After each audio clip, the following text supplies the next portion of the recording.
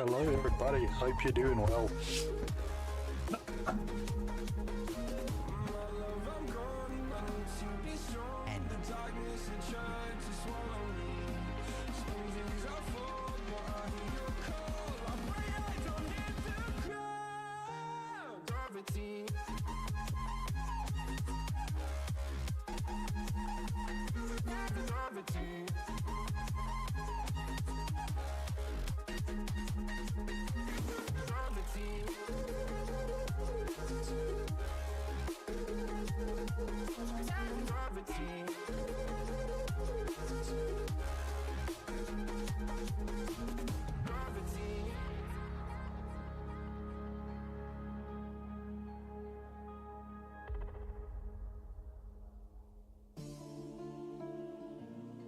What's up people, we're just waiting for this team to arrive. Let me actually...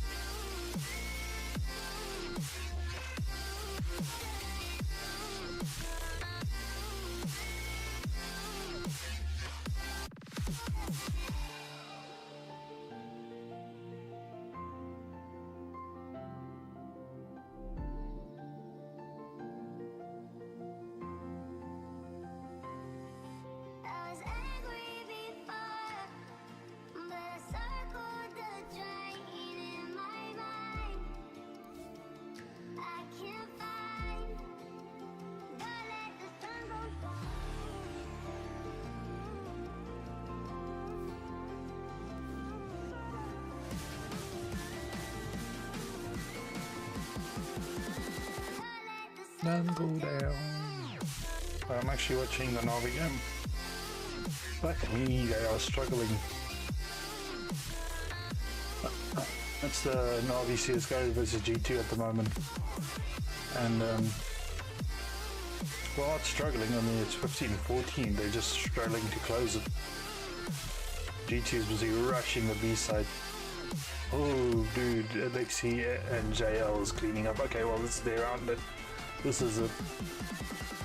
Hunter needs to clutch 1v4 if he wants to win this. He's taken out 2. It's a 1v5 initially. He's gone 2 down.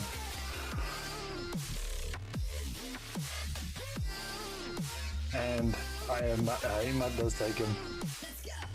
So, good shit.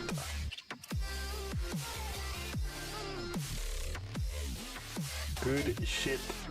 Ever since Paddy the Baddy Pimblett made his UFC debut in September of 2021, there has been nothing short of unprecedented hype following the young man. His sheer demeanor, fighting style, and supreme confidence on the mic rightly earned him some comparisons with Conor McGregor. But recently, his hype and following looks to have taken a plummet.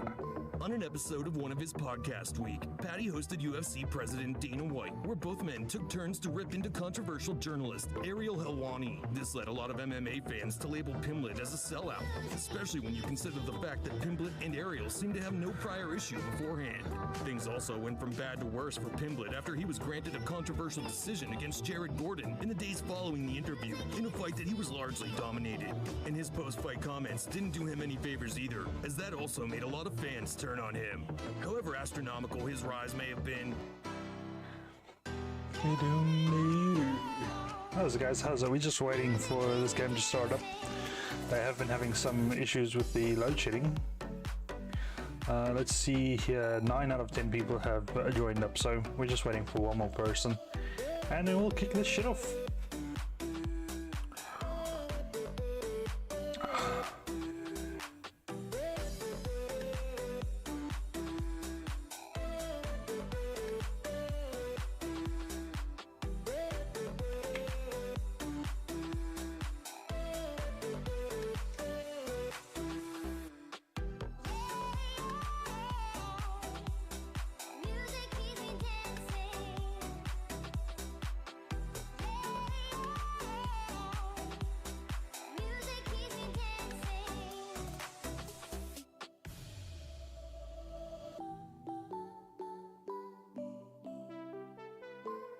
Alright, apparently the game is just started. Oh yeah, everyone's in. Okay, good shit, good shit. Let's go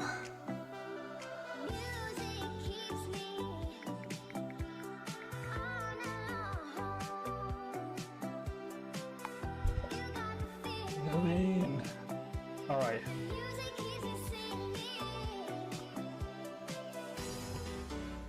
I'll let you guys in as soon as it starts. How's it to you guys joining? Welcome, welcome aboard. The lobby basically just started. So it's going to be another 3 minutes or so, 3 or 4 minutes. But we'll get there, we'll get there.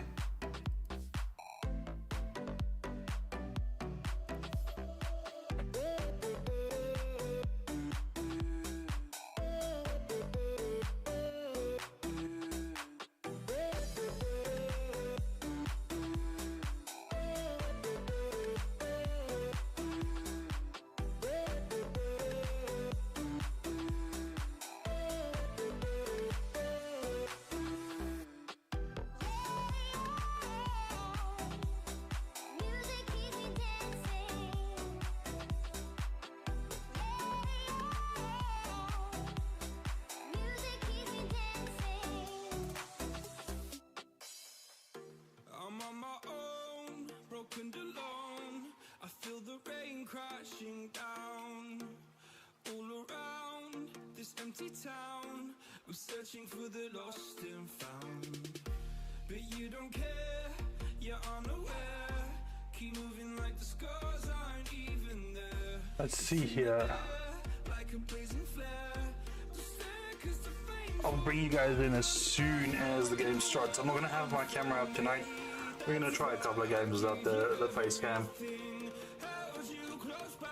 You guys obviously ain't here to see my ugly mug, so if you're in chat, tell me who you're voting for.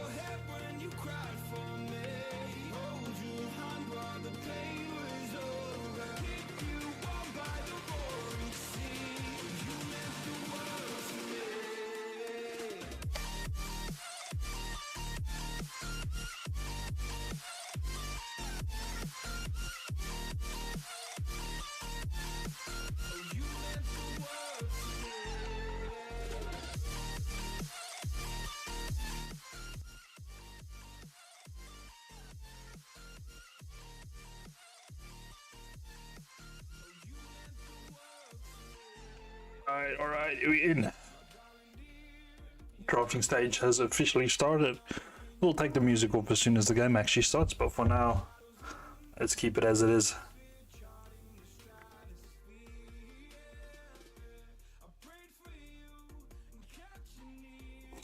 We got an ET ban. That's something you don't see all that often. Is that versus Brian Adams? Is that what it is? Oh, Obud's playing. Lekker man, Kappy. Alright, we got ET and Undying bans. We've got Snap and Spirit Breaker bans. Okay, Snap I understand, so you're not gonna play Phoenix Egg or anything like that. But the Spirit Breaker ban, that's a really good hero. Get locked down. And if you play him right, he's got like multiple heroes that he can lock down. It's a hero I like playing, so if you just charge the player at the back, you charge through a whole bunch of people, hit the shit out of them and stun them all. We got the bans coming in really quick here. They pick Obud's Lich. I know Obud loves to play a little bit of a Lich, so that's Lich falling short. But they pick up the Leshrac and the Witch Doctor for Coffin Dance. And the combo of these two heroes is really good. If you can get a stun with the Split Earth, bit of AoE damage, Maledict, you can get rid of a hero really, really quickly. Even tanky heroes will fall. And definitely a Wind Ranger. It's an easy way to get rid of the Wind Ranger. Her ultimate does, not ultimate, the Wind Run does obviously counter the ultimate of Witch Doctor. But still, if you get that Paralyzing Cask and Maledict off, it's going to do some damage to her. We got the ult ban. OD ban, okay, I like seeing OD bans. Everyone knows I'm a big supporter of banning Odie. No one wants to play that shit or versus that shit.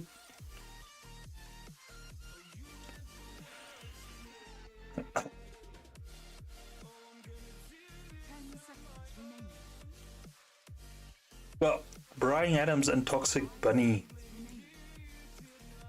Is which going to be Brian Adams' hero? Could be. We'll see. Let's check what's happening here.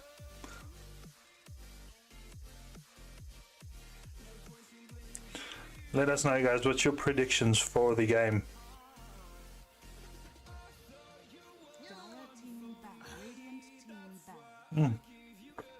Good draw ban, I like that. Very strong hero at the moment. Dumbasaur also very nice tanky offlaner. Not a hero you want to mess with.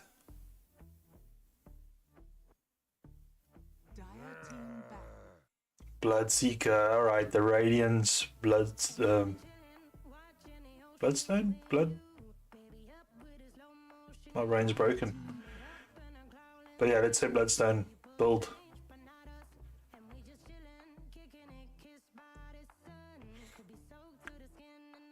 Another Pango coming out as the last ban. So obviously banning Witch Doctor, banning the Bloodseeker, you'd assume they're going to go for the Pango pick.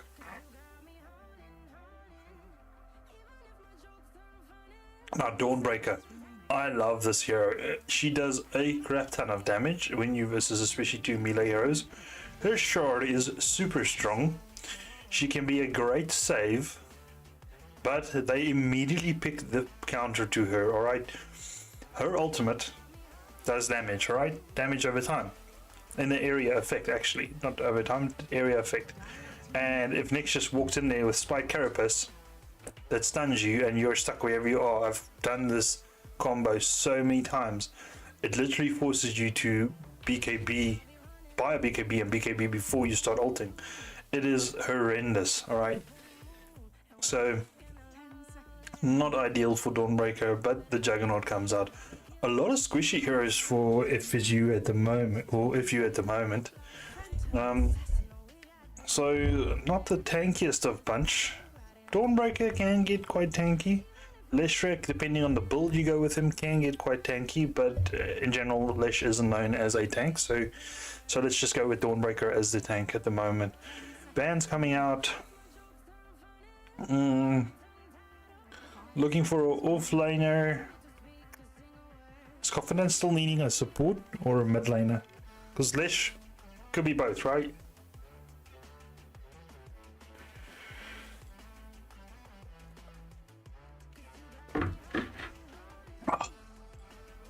First time they actually thinking about something. I love it when the team is they know what they want to do. You'll see a lot of times people use a lot of this overtime. Now I understand later in the stages, like now, this is when you need it. But in the early stages, people use overtime. I've seen them use overtime for the first phase banning. Like, what the hell? And then having no time left for your final picks. It's I don't know. I don't agree with this, but like they are now, thinking about their bans, thinking about their picks at the moment, I really think this is good. And Coffin knows exactly. Obit knows what he wants to ban. You can see there's no reserve time used for this man.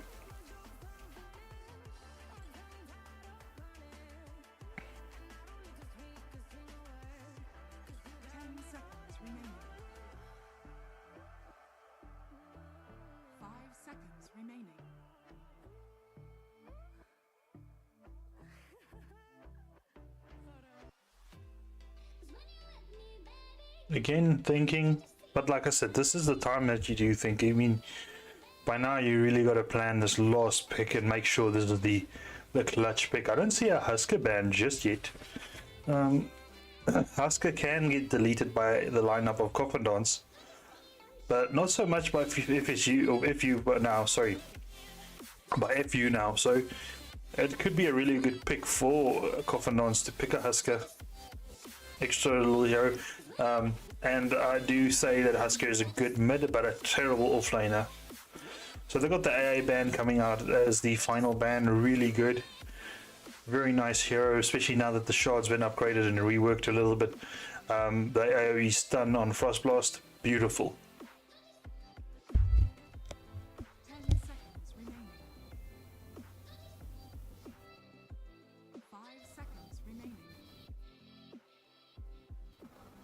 Radiant team. And then an axe band, bit of AoE control, really good seeing as you already have 2 melee cores. That means they're going to be stacked up. So yeah, really nice pickup. They don't have a crazy amount of stuns coming in from FSU. They've got Nyx Assassin, which is unreliable. Wind Ranger Shackle Shot, kind of unreliable. It's like a short stun if you hit it, if you don't hit a tree or something behind it. But I mean, it's not really a long-term stun. And then the Leech Gaze is okay. Witch Doctor has the Cask, which is reliable at least. You've got Leshrac with the Split Earth, which is skill shot based.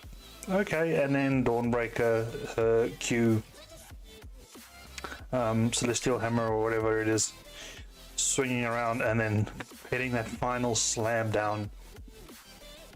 Now, for Coffin Dance, I do think that they still need a BKB piercing stun.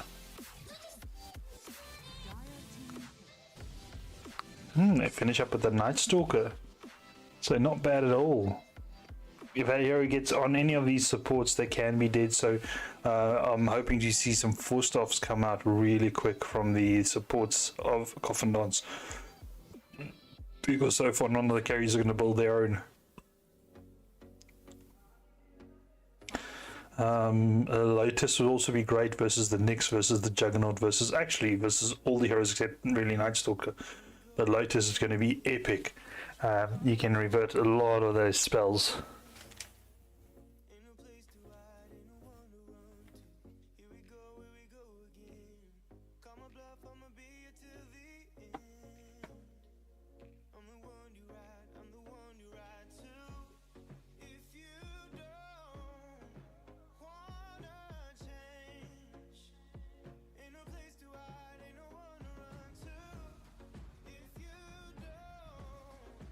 Okay, now I was really thinking about this.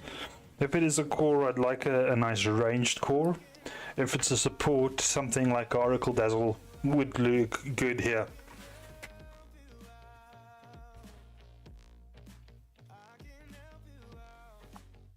A lot of uncontrollable damage as well coming out from Coffin Dance. So Nyx is really a good pickup.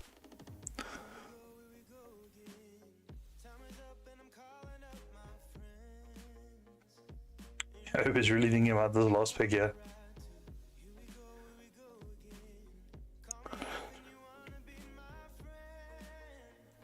I don't know where the Leash is going, that's why I'm saying, like, if it's a carry, it's going to be a ranged carry, hopefully. Even a TB could kind of work here. He is squishy though, so he can full prey. Oh, there's the Asuka pickup that I was talking about. So my way back initial guess was good. Alright, and I think it is a really good pickup as long as Dawnbreaker is your offlaner. Husker mid and PA safe lane. That's how I would like it. Husker in your offlaner, he just doesn't do much. He's not a aura buyer. He isn't a tank. He isn't really a frontliner. He can get bursted really quickly. Luckily, FU doesn't have a very burst heavy team, but they've got a lot of single target damage coming out from them. So it is really, they can kill this Husker as well, but as long as they're focusing the Husker, and Brian Adams and PA can come in from back and start hammering away, it's really good. So what I'm going to do is we're going to shut down the music for now. Those of you guys in chat, thank you for being here. I do appreciate it. We are going to kick off the game really soon, so let us know who you're voting for, especially with this matchup. Like, who would you like to win, and who do you think is going to win with this matchup? Currently, I do think that Coffin Dance do have a really good chance of winning this game. They have a decent amount of early to late game, or mid to late game.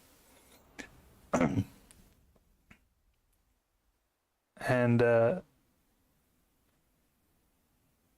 they don't have. No, they can. They can. All right, looking at who's playing what, or rather where.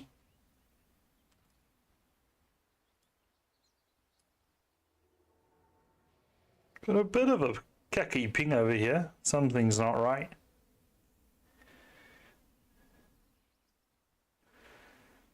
But it is only in Dota because YouTube says that the stream is running fine. Could it be a bug? And from what I can see, it doesn't look 1400 ping worth. But let me know if the stream is lagging for you guys. I might restart everything. 30 seconds to battle. Alright, so you Coffin Dance taking the high ground over here, and Uncle Mo looks like he will be going into first blood. Well, there we go. We see the spike carapace working off really well, but I think he still goes down here. Yeah, no problem. Obit claiming that on the Leshrac.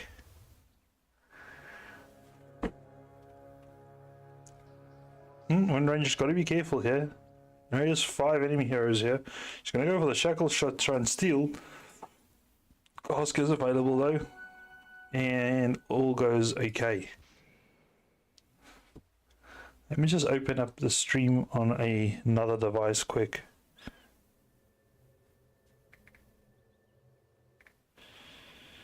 And double check, because this ping is freaking me out. Okay, so it is the Lifestealer mid versus Windranger. It's going to be a tough game for him. And initially he's going to get off a lot of poke damage, but towards the later stages he can. Look at this play from Owit. Using the Diabolic Edict to try and get some tower damage early game.